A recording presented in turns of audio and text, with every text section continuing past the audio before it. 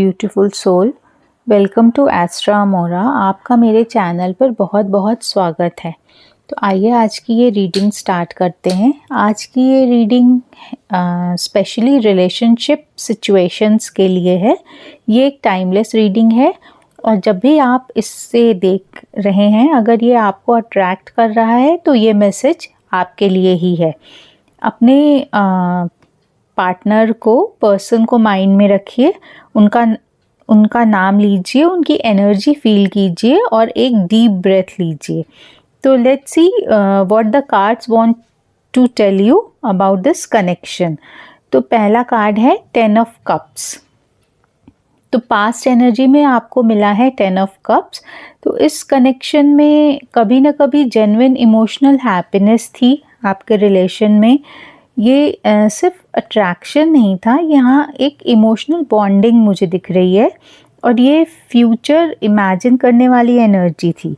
तो हो सकता है आप दोनों ने फ्यूचर की प्लानिंग की हो, मैरिज आपकी हो सकता है हो चुकी हो, या आपने कुछ लॉन्ग टर्म कमिटमेंट की बात करी हो। ये आपने फील किया हो कि this is my person, I want to spend rest of the life with him और हर।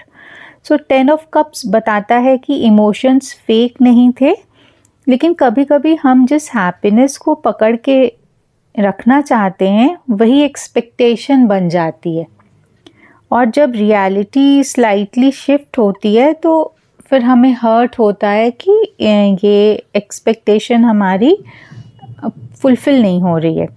फिर आइए देखते हैं नेक्स्ट कार्ड। नेक्स्ट कार्ड है 8 ऑफ वॉन्ड्स का।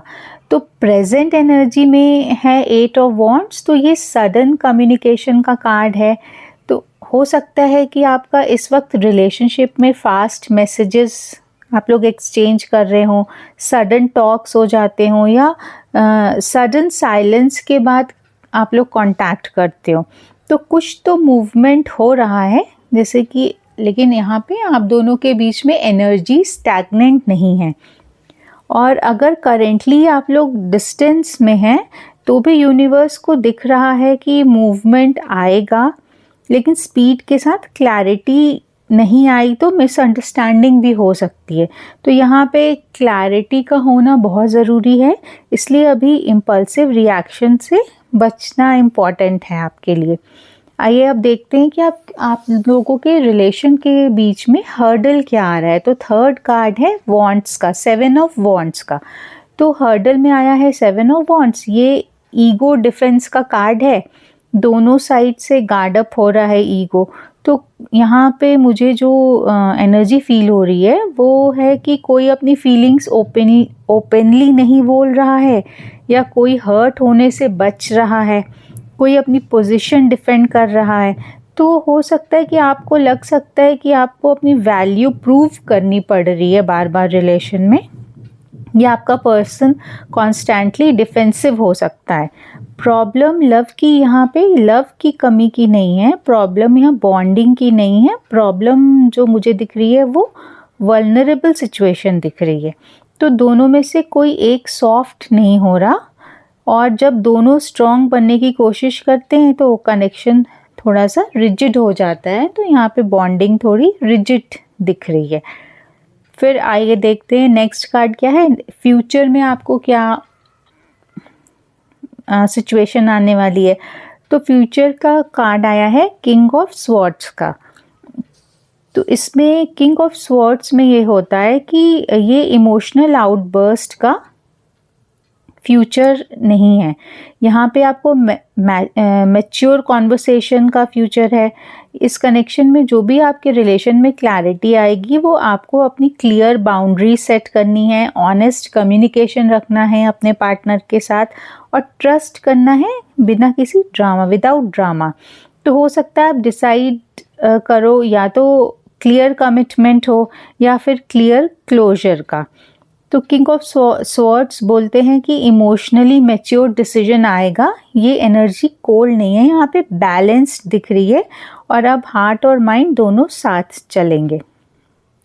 अब आ रहा है द 5th कार्ड, जो कि हमें डिवाइन गाइडेंस क्या मिल रहा है। तो डिवाइन गाइडेंस में हमारा आया है डेथ कार्ड।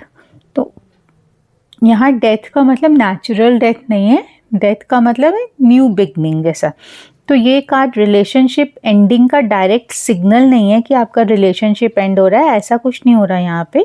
यहाँ ये डेथ कार्ड एक ट्रांसफॉर्मेशन का होता है। तो यूनिवर्स कह रहे हैं कि इस कनेक्शन का करंट वर्जन ख़त्म होगा, इधर रिलेशनशिप ट्रांसफॉर्म होगा या अटैचमेंट जो पैटर्न है दोनों पार्टनर्स के बीच में वो ट्रांसफॉर्म होगा, या आप खुद ही ट्रांसफॉर्म हो जाओगे। तो पुरानी एक्सपेक्टेशंस को आप ख़त्म करिए, पुराना हर्ट, पुराना ईगो सबको रिलीज़ कर दीजिए।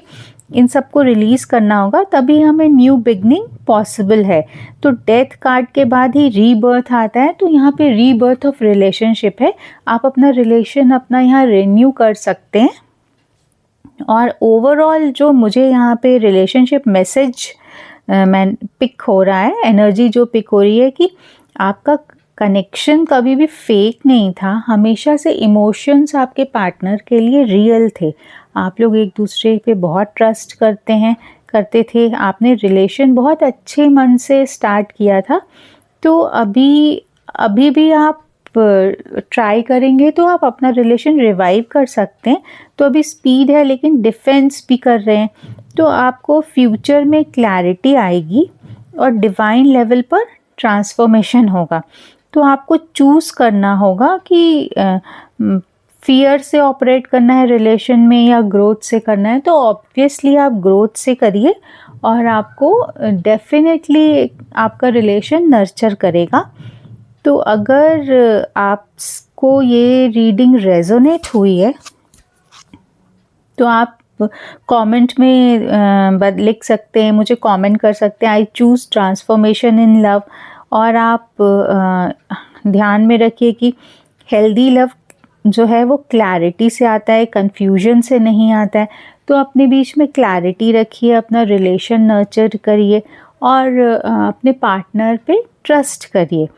तो मैं इस रीडिंग को यहाँ पे ही कंक्लूड करती हूँ।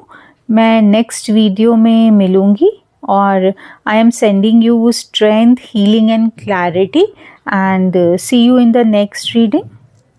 Thank you and take care.